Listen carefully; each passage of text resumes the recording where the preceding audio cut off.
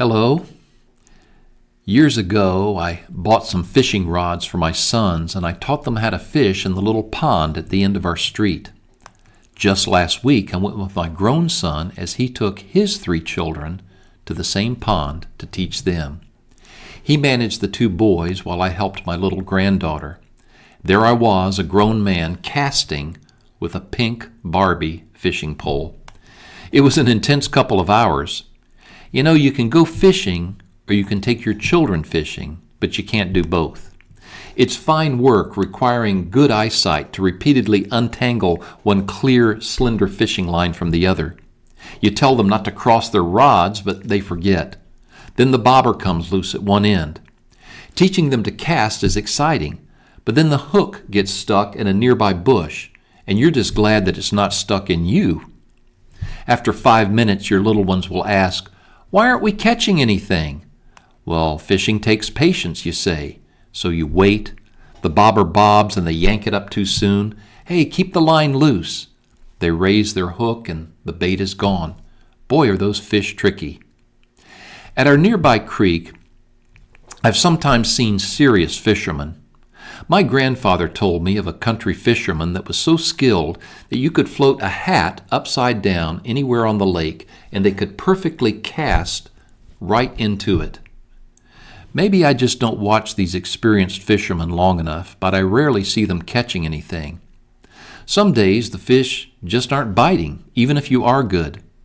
Other times, when the weather is drearily overcast and it's about to rain, it seems the fish snap at everything.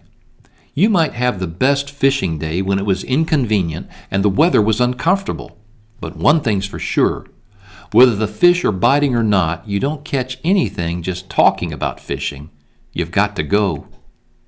Jesus told us to go. He said that he could make people fishers of men. He used to tell us a lot of stories about fishing to help us to understand people, like the parable of the net, where the fisherman caught all kinds of fish. Some were good, some were bad, some the fisherman kept, and some he had to throw away. Once, when he and the disciples owed a tax, Jesus told Peter the fisherman to go throw his hook into the water. The first fish that Peter pulled up had a coin in its mouth, and Peter used it to pay the tax. Strange. You know, Jesus kept on going to the edge of the water in his life and ministry again and again. The water is a borderline, and Jesus confidently stands watch and teaches there. We're in the dark about many things in life.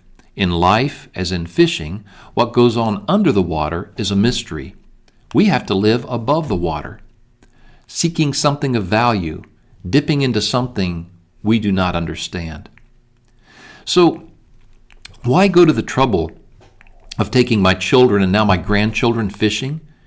Because it teaches them a lot about life, about faith, and trying even when you may not see any results.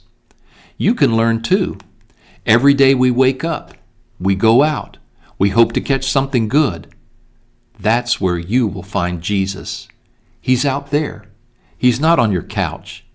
He's out there at those borderlines between what we see and what we don't see. We are all fishermen. We invite you to join us in worshiping our Lord at Collingswood Church of Christ. We're located at 300 White Horse Pike in Collingswood, New Jersey.